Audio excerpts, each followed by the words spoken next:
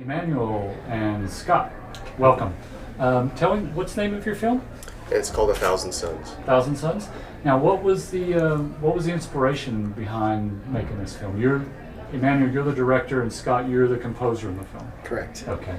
I first heard about this region in Ethiopia called the Gamel Highlands a few years ago. It's one of the most dense rural populations of Africa, in southwestern Ethiopia, that has pretty much remained intact and in a very traditional environment for about 10,000 years. Wow. One of the really most intact ancient cultures in the world, and 3 million people living in approximately 300 square kilometers in this really kind of lush, almost Eden-like environment, and a place that has escaped modernity in many ways. And so I was fascinated by this place and the indigenous culture that lives there. And when I had the opportunity to go there and shoot, I jumped at the chance, and we went there and shot for a few weeks, and walked away with a very interesting story and look at how a culture that has maintained an understanding of how to live in balance with the natural world For 10,000 years. For 10,000 years is being confronted by the tentacles of modernity and the negative side effects that has on their traditional religious beliefs, their cultural ways, and their food system. And the film is really exploring how their traditional religious beliefs and their relationship to agriculture is being destroyed by the fundamentalist Christian church and by AGRA, which is an initiative that was put together by the Rockefeller Foundation, the Gates Foundation, to bring the Green Revolution techniques which are put into practice in India, South America, all over the world in the 1960s and 70s and 80s are being brought to Africa under the banner called the New Green Revolution, which is basically input-intensive agriculture, pesticides, fertilizers, water-intensive monocultures, as a way to feed more people on smaller amounts of land. But the negative side effects of that approach to agriculture are very, very intense and proven in places like India, where water tables have dropped, where soils have become unusable, where farmers have become so dependent on fertilizers and seeds from corporations that when they fail, they commit suicide because they can't pay the debts associated with the fertilizers they had to buy, the seeds they had to buy. So all these negative effects are well known, yet it's still being brought into Africa because people, are aware Africa has a food crisis, and the way to alleviate a food crisis is often a short-term fix. Short-term fix is many people, let's try and grow as much food as we can, but we're aware of these problems, but we're going to do it anyway. And so the film talks about these issues. Okay, and they're trying to educate these people who've been living in harmony with nature for 10,000 years. Well, they're not just trying to educate them, they're saying use these seeds. Right. And so it's not just Ethiopia, it's all over East Africa.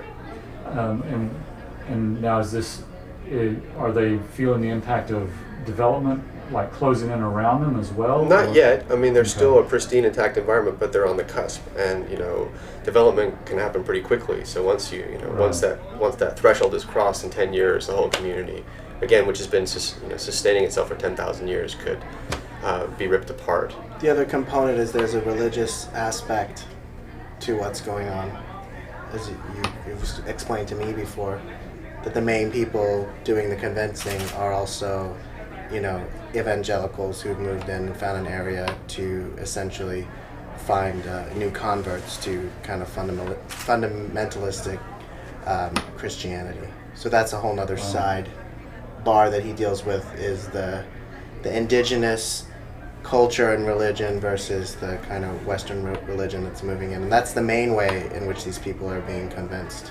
It doesn't sound like there's much hope or optimism. Did you find any while you were down there?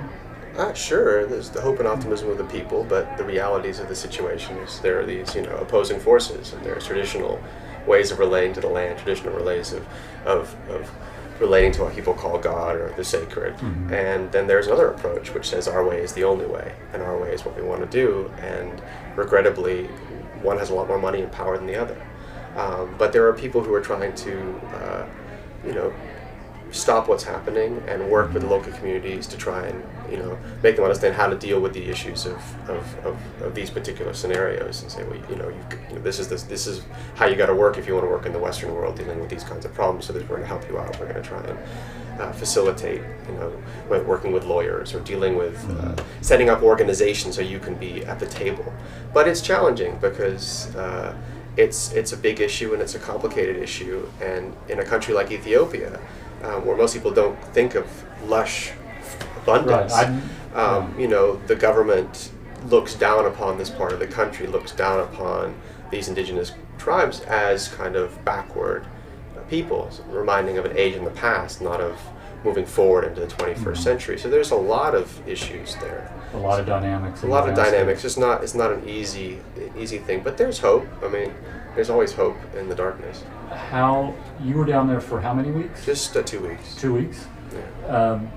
Do you feel like you came back different? Did it change you? What was the impact? Well, I think that I've traveled a lot in the world, and I've been to a lot of places. And a lot of places talk about how things used to be.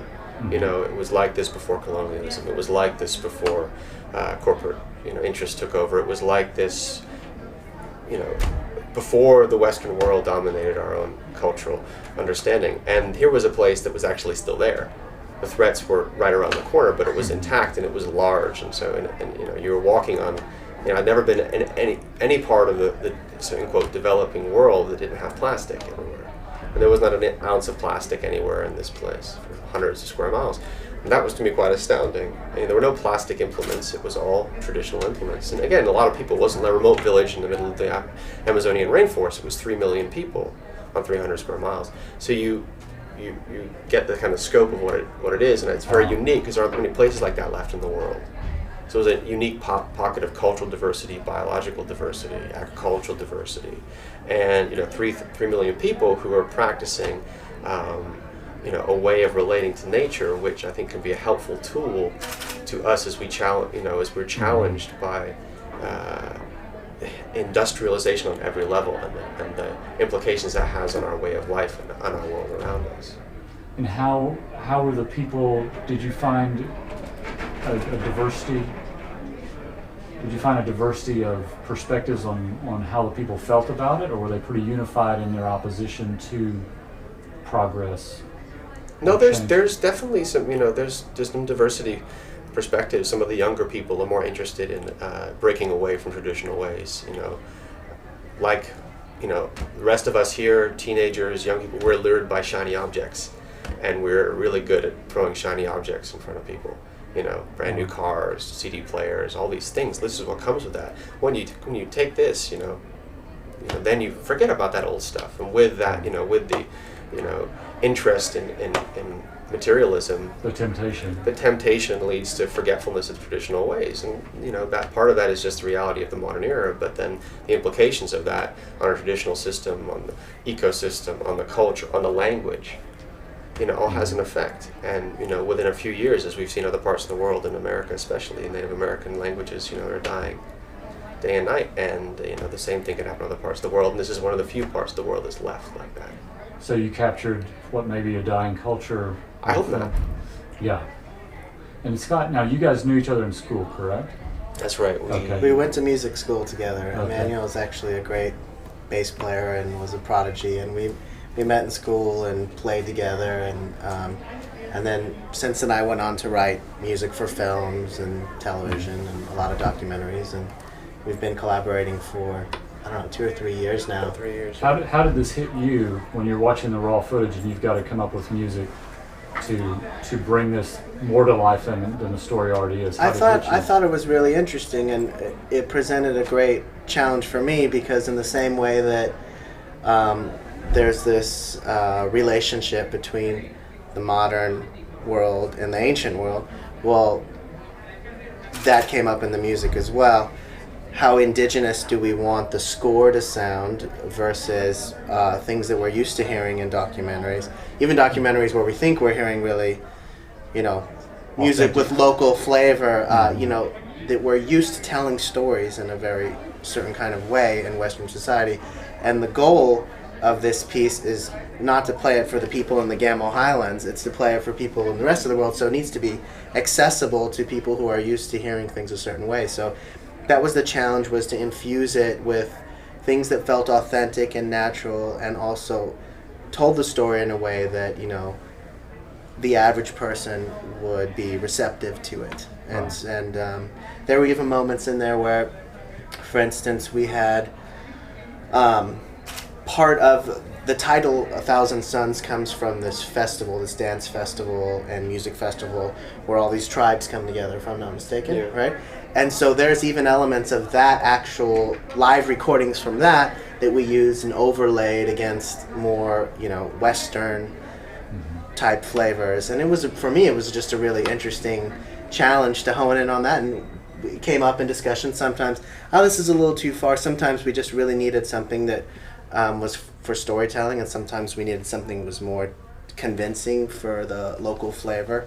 And it was a great challenge. That's pretty much the challenge on almost all of his documentaries, because Emmanuel's done stuff all over the world, and his next big film is going to be traveling all over the world. So this always comes up, but it was especially interesting since that particular conflict was one of the topics of the Right. So you piece. had to face the same thing in the music that Yeah. he faced in dealing with the subject matter of the film. In my case, it was a pleasant challenge artistically. That's exciting. Like, wow, I get to work with this palette and find interesting ways that they combine. That's very exciting, and it's not something. There's no moral struggle there. There's no real huge implications if I make the wrong choice. Maybe someone won't want to watch the movie, but I think we did okay with the balance. It's great. So- It's great. And so what's next for you? Can you tell us a little bit about your next film? Sure. I'm just started production on a feature documentary about the global freshwater crisis.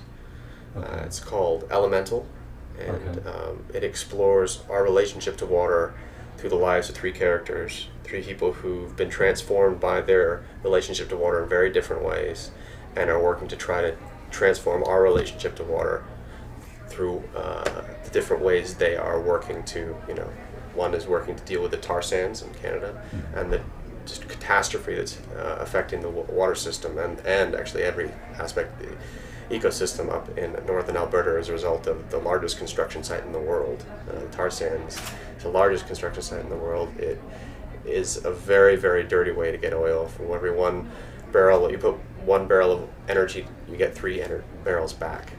Where in Saudi Arabia, you put 1 barrel of energy, you get 100 back. So imagine that for every barrel of, it's called bitumen, because it's a sticky tar-like substance, which then needs to be, cooked up with a whole bunch of chemicals to be made into oil that we can consume. Uses 3 to 5 barrels of water to do that, as well as large quantities of natural gas. It's the largest user of natural gas in Canada. Is that Wow. and the water. So the water then is unusable. It's this soupy-like chemical substance which they store in the largest tailing ponds in the world, which are visible from space. All the chemical substance then oozes into the rivers and the water table, and it's the third largest water basin in the world up there. And it is not only affecting the ecosystem, it's affecting the communities downstream. And so one of the characters is a woman from a community downstream, a little community called Fort Chipewyan, of 1,200 people of Dene, Métis, indigenous Canadian Americans, and who are dying from rare forms of cancer. And so you're experiencing what's happening to the water system through her efforts to try and save her community and stop the Royal Bank of Canada from continuing to be the largest investor. And she's trying to team up with others to put a more, a stronger code of ethics and practices about how to, extract the oil. Everyone's there wants to stop it, but they're realistic that it's not going to be stopped. It's $200 billion invested in the last 10 years alone. So it's a big thing. So that's one of the characters, one of the ways you explore the problems with water and the ways that she's trying to solve it. And you experience the relationship to water as part of her indigenous culture, as part of her people's understanding of its, kind of central elemental core. Almost a sacred. Sacred element of life. So when I went to the Gamma and other films I've done, I've explored those issues, as well as, what are the key points of conflict in our relationship to the natural world that have led us to catastrophe. And it isn't just, we're burning too much coal, we've become addicted to oil, we're a mechanized culture. How did we get there? how do we become so removed from the external world that we can then not view it as part of us and as a result destroy it, pollute it. So how can we, address that and not just try and have quick fix solutions, but address, how do we get that separation? How can we get that connection back? And water is the most elemental, part of our world on every level inside of ourselves and the environment. And so the film is trying to explore that. So it's one character there, another character in India who's working to save the Ganges, and a third character who's discovered the flow structure of water and what that means as a model for how we can build our technological, scientific world by understanding fluid dynamics and the three-dimensional aspect of the golden mean, the Fibonacci sequence. How if you take a whirl tub and a bathtub and you freeze it and you analyze that, what sequences that hold for how we can become more efficient about how we build, how we develop technology, looking at how the natural world does it as a model for efficiency. Basically, that the point of the most efficient way of doing anything is not a straight line, it's a spiral. And that comes from an understanding of water. And so these three stories, it's kind of multiple level different stories all coming together to talk about water from all these different perspectives and the mysteries and possibilities it holds if we understand its role in our lives. That is fascinating. I wish you the very best of luck, guys. And you going to bring Scott back, or are you going to kick him to the curb? No, definitely. I'm kicking him to the curb. Taking him out to dinner tonight. No. We're definitely going to be collaborating on this, and I want to do a little more writing than usual. I think maybe Emmanuel's I'm gonna write a little bit on this music and play some, and we're gonna have fun. Yeah, we're gonna collaborate on it. So that sounds great. Well, listen, congratulations on 1,000 Suns. That sounds like a very important film. And do you have a title for this next one? Elemental. Look for it, early 2012. That is great. Well, congratulations. We really appreciate you guys sitting down to talk with us. Thank you. And we thank you from everybody at the Going Green Film Festival. No, thanks.